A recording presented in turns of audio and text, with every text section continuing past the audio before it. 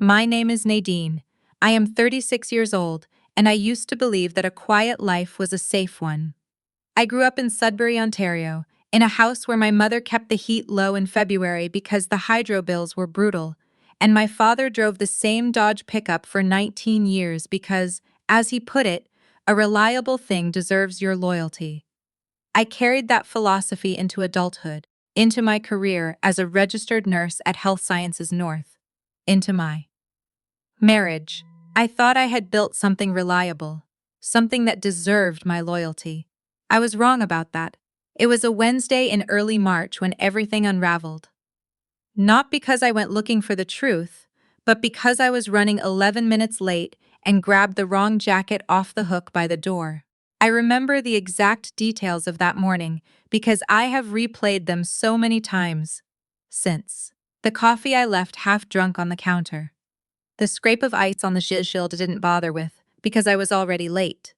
The way I shoved my hand into the pocket of my husband's charcoal Patagonia and felt the smooth rectangle of his phone instead of mine. I didn't realize it until I was already on the 55 bus heading downtown. I pulled it out to check the time and saw the lock screen. His wallpaper, a photo of the two of us at Killarney Provincial Park from 2 summers ago, both of us squinting into the sun, both of us smiling like people who had no idea what was coming. I almost turned around. I had a 12-hour shift starting at 7. I told myself I'd figure it out, swap phones on his lunch break, no big deal. Then his phone buzzed in my hand. A text notification. The preview visible on the lock screen before it disappeared. "Did you move the rest yet?" She's asking again. I stared at that sentence for the entire rest of the bus ride. She's asking again. I am a nurse. I work night shifts. I have held the hands of people in the worst moments of their lives and kept my voice steady. I know how to function when something inside me is coming apart. So I sat in seat 12 of the 55 bus, watched the snowbanks of Elm Street go past the window, and I breathed. I need to tell you about my husband before I tell you what I did next. His name is Joel, and he is 41 years old.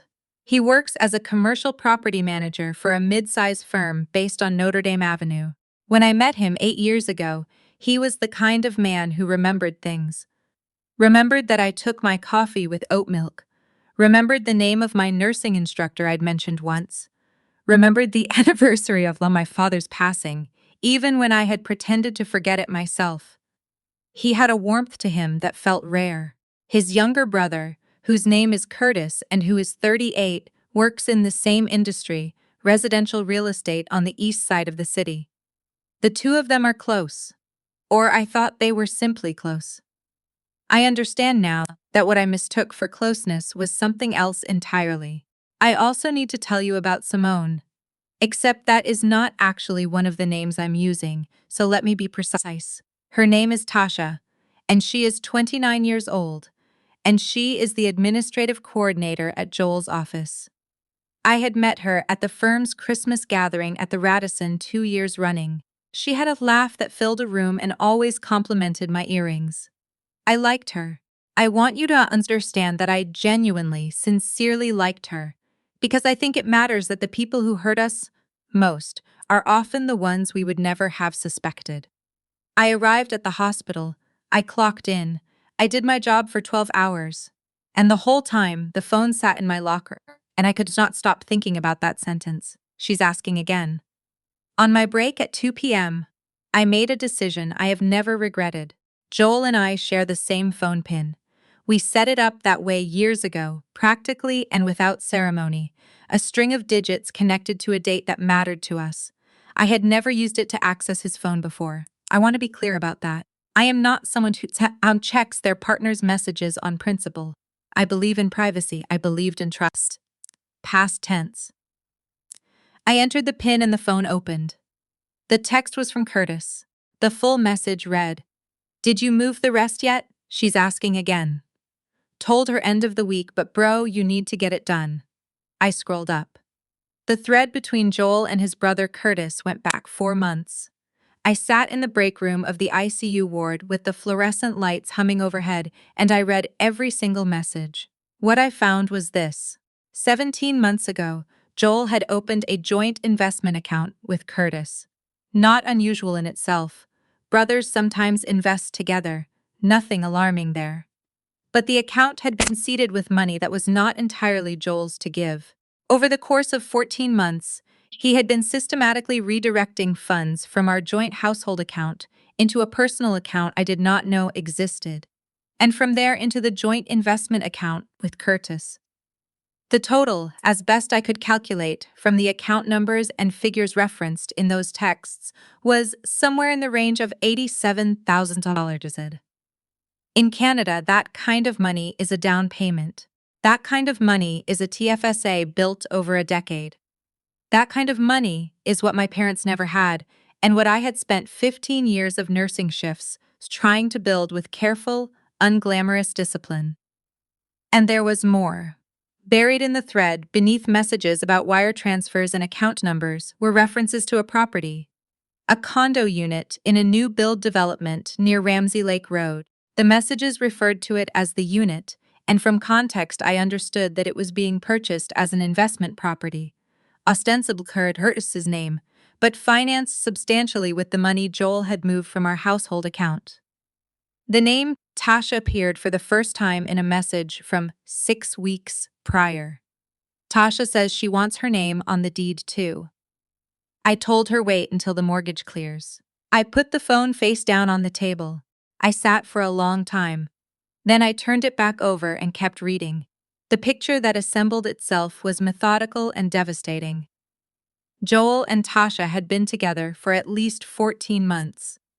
The timeline tracked almost exactly with when the financial transfers began. The condo was intended as a home for the two of them. Curtis was the facilitating third party. His name on the deed, his real estate connections used to move the transaction quietly, his silence purchased by a promised cut of the rental income once they eventually listed it, which was the plan once Joel and I had. And I am using his words here from a text message to his brother, sorted things out on our end. Sorted things out. He had been planning it for over a year. And while he planned, he emptied our savings. I finished my shift. I drove home in the dark. I made dinner. I did not say a single word. Here is something I have learned about myself in the years since. I am not a person who acts in the heat of emotion. It is part of what makes me a decent nurse, and I suspect part of what allowed me to survive this. When I am in crisis, I go still. I go quiet. I start to think. So I thought, over the next 3 weeks, I moved with great care. The first thing I did was open my own personal checking account at a different institution, TD, where I had no existing relationship with Joel, and began redirecting my direct deposit from Helson's North into that account exclusively. I did not touch the joint account. I did not withdraw from it. I simply stopped feeding it. The second thing I did was consult a family lawyer. Her name is Patricia Okafor, and she practices out of an office on Larch Street, and I want to say clearly that she is one of the sharpest people I have ever met. I told her everything. She listened without interruption, and then she said, very quietly, "We need to document all of this before he knows you know." She was right. Over the following 2 weeks, with her guidance, I gathered everything I could. Screenshots of the text thread from Joel's phone, taken on the day I first read them before I returned the phone. Bank statements from our joint account showing the pattern of withdrawals, and a paper trail I had not expected to find. Because it turned out there was a paper trail. Joel, despite being otherwise methodical, had made one significant error. He had listed our joint home address as the mailing address for the personal account he'd opened. The intermediary account, the one I hadn't known about. And because mail in this household has always been my domain. Because Joel pays everything digitally and never checks the physical mailbox, 2 paper statements had arrived over the past year, and Canada Post slips. In Asat Eketran Tidyaps without either of us paying attention to them. I had not noticed them when they arrived, but when I went looking, I found them. 2 statements. 14 months of transfers, documented in neat columns, dates, amounts, destination account numbers. Patricia took one look at them and said, "This is financial abuse. This is matrimonial property, and what he has done here may constitute fraud. I asked her what I should do. She said, first, we freeze what's left. Then we let him think everything is normal for as long as you can manage it. I could manage it longer than anyone would expect. I want to tell you about the weeks that followed, because I think people often imagine that the period between discovering the betrayal and confronting it must be unbearable. And it was, in the way that having a splinter beneath your thumbnail is unbearable. A constant, low-grade awareness of something deeply wrong that you cannot stop pressing against. But it was also clarifying. Joel came home every evening and sat across from me at the kitchen table and asked about my day and ate the meals we shared and watched the shows we watched. And I looked at him and I thought, I built a life with you. I rearranged my entire understanding of safety around you, and you have been dismantling it piece by piece for over a year. It did not make me want to cry. It made me want to be precise. Patricia had contacted a forensic accountant by this point, a man named Howard Bellamy, who works out of an office in New Sudbury, and who specializes, among other things, in tracing hidden assets in matrimonial disputes. Howard was thorough. Within 10 days, he had a full accounting of every transfer. The dates, the amounts, the receiving account, and the subsequent transfers from that account into the joint investment vehicle with Curtis. The total, finalized, was $91,240. That was the number that made it real to me in a way nothing else had. Not the texts, not the name Tasha appearing in messages about a shared deed. $91,240. 4 years of careful saving. 14 months of quiet theft. Patricia filed for an emergency preservation order on our shared assets, including Joel's half of the equity in our home, Kathleen Street, before he had any indication that anything had changed. We chose a Sunday. I need to describe this carefully, because I want you to understand that what happened to us next was not impulsive. It was not emotional. It was architectural. I asked Joel if he wanted to go for brunch. We used to go to a place on Durham Street on Sunday mornings, a habit from earlier in our marriage that had lapsed, but that I knew he would say yes to, because he always said yes to comfortable things, to familiar things, to things that required nothing of him. He said yes. We sat down. We ordered. He had the eggs Benedict with back bacon, and I had the French toast, and we were halfway through our coffee when I placed my phone face up on the table, between us with the bank statement open on the screen. I watched him look at it. I watched his face. He did not say anything for a moment. Then he said, "Where did you get that?" Not a question. A statement. Flat, immediate, without the inflection of surprise, which told me everything about what kind of man he actually was. I said, "I've been getting your mail for 15 years, Joel." He started to say something, and I stopped him. I told him that Patricia had already filed, that the preservation order was in place, that Howard had the full accounting, that Curtis's involvement was documented. His face did the thing that faces do when a person realizes the ground has moved beneath them and they have already fallen. That retrospective vertigo, catching up to a shift that has already happened. He said, "This doesn't have to be." I said, "I know it doesn't have to be anything. That's the point. I'm the one deciding what it is now." I left cash for the bill and I walked out. What happened in the weeks and months after was not swift, because these things never are. But it was thorough. The preservation order held.